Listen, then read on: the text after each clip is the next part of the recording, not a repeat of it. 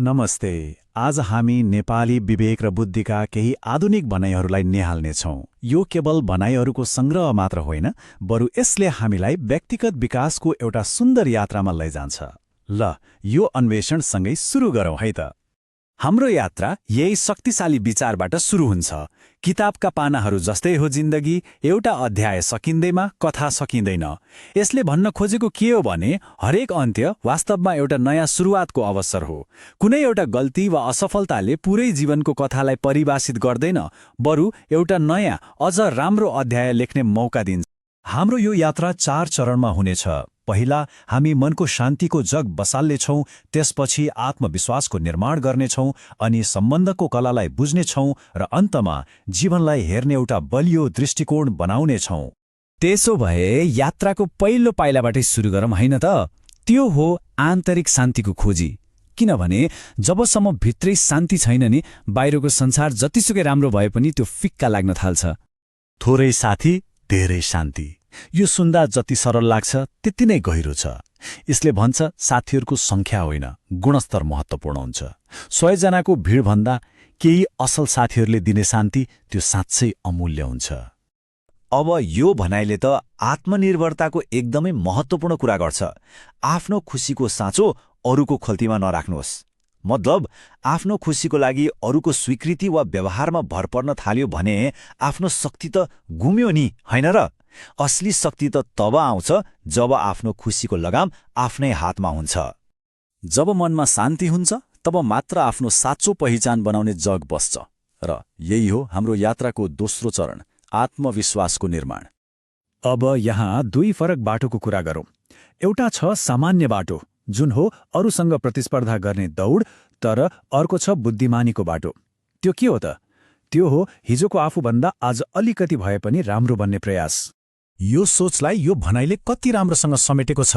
म कसैसँग प्रतिस्पर्धा गर्दिन, म हिजोको भन्दा आज राम्रो बन्ने कोसिस गर्छु। यसको मतलब साँचो विकासको मापन अरूले के गरे भन्नेमा होइन, बरु आफैले हिजोभन्दा आज के राम्रो गरियो भन्नेमा हुन्छ। आत्ममूल्य र मौलिकताको शक्तिलाई यी भनाइहरूले अझ प्रष्ट पार्छन्। पहिलो, म 1 मिलियनमा 1 होइन, म त लिमिटेड एडिसन हुँ। यसले आफ्नो अद्वितीयतालाई स्वीकार्ने कुरा गर्छ। त्यस्तै अर्को महत्त्वपूर्ण कुरा के हो भने अरूको नजरमा राम्रो बन्नुभन्दा आफ्नै नजरमा सही हुनु ठूलो कुरा हो। र अन्तमा यो त झनै शक्तिशाली छ। मानिस आफ्नै जीवनको कलाकार हो, आफ्नो रङको ब्रस अरूको हातमा दिनु हुँदैन।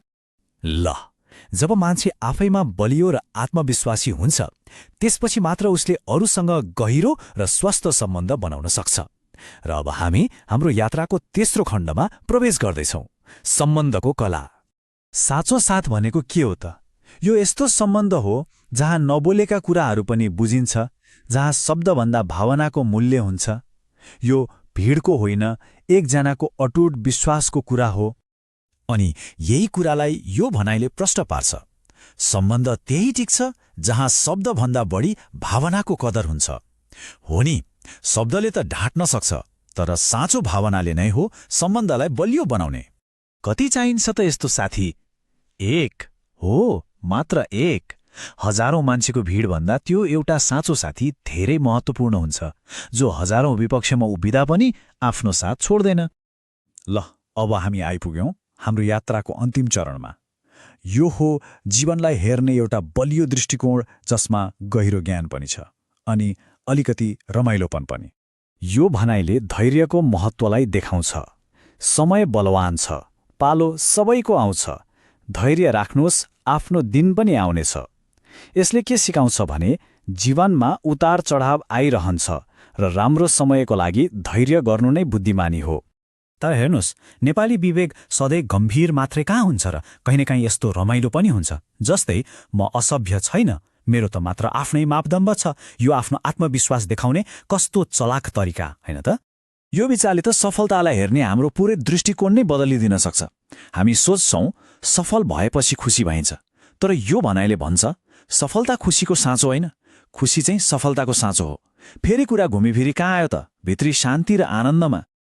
र अब सायद यो यात्राको सबैभन्दा प्रेरणादायक विचार, मृत्यु मात्र एक पटक हुन्छ, जिन्दगी त हरेक बिहान सुरु हुन्छ।